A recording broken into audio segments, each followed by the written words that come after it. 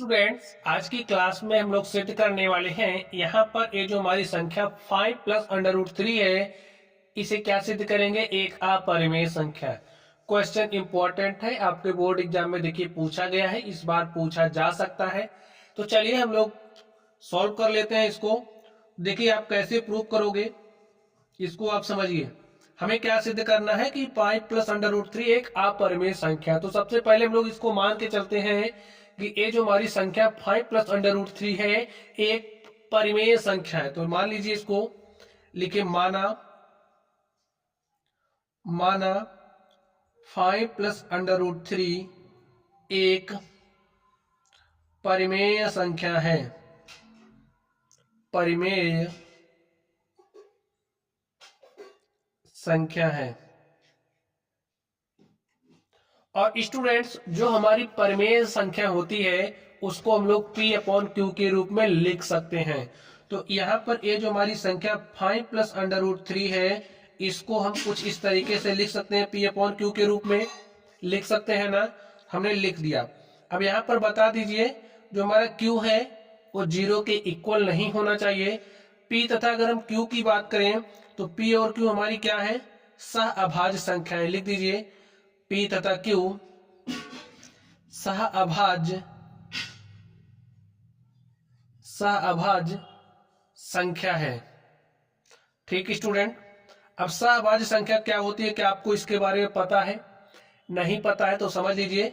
देखिए, अगर आपके पास कोई दो संख्या इस तरीके से है जिसके बीच में 1 के अतिरिक्त कुछ भी कॉमन ना हो, कुछ भी उभयनिष्ठ ना हो, जैसे अगर आप इसमें से कॉमन निकालोगे तो 1 के अतिरिक्त आपको कुछ भी उभयनिष्ठ नहीं मिलेगा, तो ऐसी संख्याओं का जो युग्म होता है वो हमारी सहअभाज्य संख्याएं कहलाती हैं। ठीक है, जैसे 4 5 हो गया, 7 8 हो गया, 9 10 हो गया, तो ये सब हमारी कैसी संख्याएं हैं? सहअभाज्य संख्या है। तो इसी तरीके से यहाँ पर ये जो हमारा P और Q है ये भी सहअभाज्य संख्या है। चलिए अब आप लोग आगे ध्यान से देखिए। अब आप बताइए, जो हमारा P अपॉन Q है उसको भाई पलट दो। इसको आप इस तरीके से लिख सकते हो ना, 5 प्लस अंडर रूट 3। ये जो 5 है इसका पक्षांतरण करिए तो देखिए आपको क्या मिलेगा। P अपॉन Q प्लस 5 इधर आएगा तो माइनस 5 हो जाएगा और आपको क्या मिलेगा?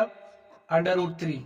अब यहाँ पर स्टूडेंट्स आप लोग ध्यान से देखिए, ये जो P अपॉन Q है और ये जो 5 है ये हमारी क्या है? परिमेय संख्या। लिख दीजिए, जहां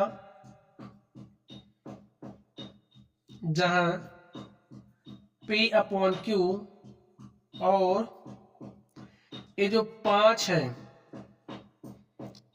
क्या है? एक परिमेय संख्या है।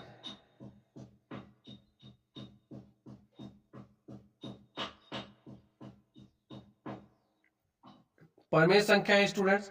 अगर आप लोगों के पास कोई दो परिमेय संख्या, जैसे एक ये भी हमारी पास परिमेय संख्या, ये भी परिमेय संख्या है, तो जब आप दो परिमेय संख्याओं को घटाओगे तो आपको जो परिणाम मिलेगा वो भी क्या होता है? एक परिमेय संख्या ही होती है। जैसे हमने एक परिमेय संख्या के रूप में 5 लिया और दूसरी परिमेय संख्या के रूप में अगर हमने 3 ले लिया, तो इन दोनों का अंतर लेंगे तो जो अंतर आएगा वो क्या होता है? एक परिमेय संख्या ही होती है।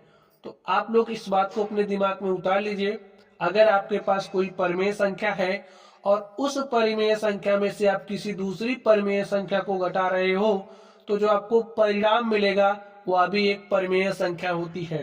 अब स्टूडेंट्स यहाँ पर देखिए, ए परिमेय है, ए परिमेय है, तो जो घटाओगे तो आपको जो रिजल्ट मिलेगा वह क्या होना चाहिए? परिमेय संख्या होनी चाहिए। लिख दीजिए, आता है भाई ए भी ए और ए परिमेय है तो इनका अंतर भी परिमेय होगा, ये बात लिख दीजिए। अतः इसका अंतर भी एक परिमेय संख्या होगी। ठीक है, परिमेय संख्या होगी। अब ध्यान से देखिए आप लोग, तो यहां से आपको क्या मिल रहा है कि ये जो हमारा अंडर रूट 3 है क्या है? एक परिमेय संख्या। लिखिए, इसलिए अंडर रूट 3 एक परिमेय संख्या है।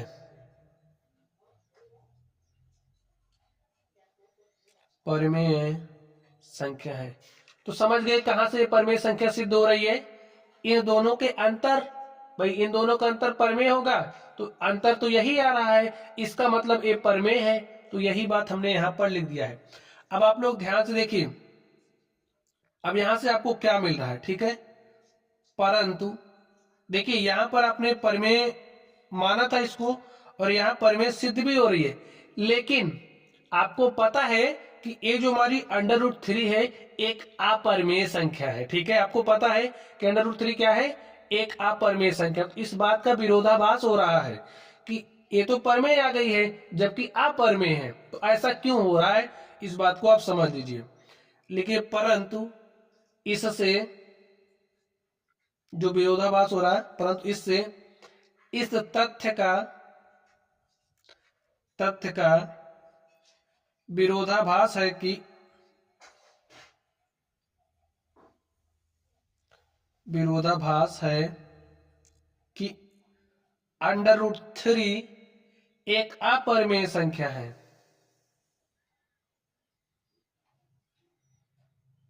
एक अपरमेय संख्या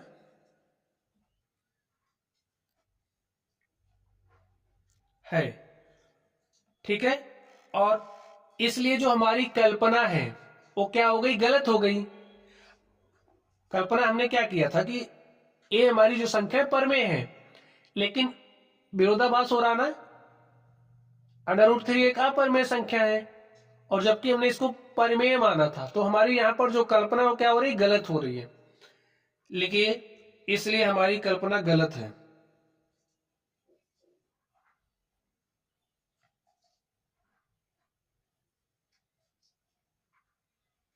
हमारी कल्पना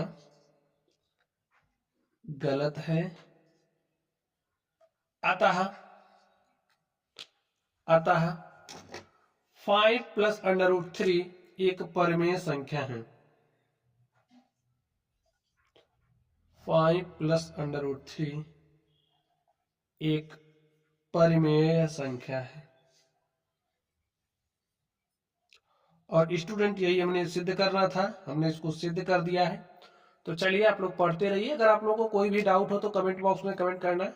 वीडियो पसंद आए तो वीडियो को लाइक कीजिएगा, चैनल पर नए हो तो चैनल को सब्सक्राइब कर लीजिएगा। क्वेश्चन इंपॉर्टेंट है, बोर्ड एग्जाम में पूछा गया, इस बार पूछा भी जा सकता है। तो चलिए आप लोग पढ़ते रहिए। Thank you.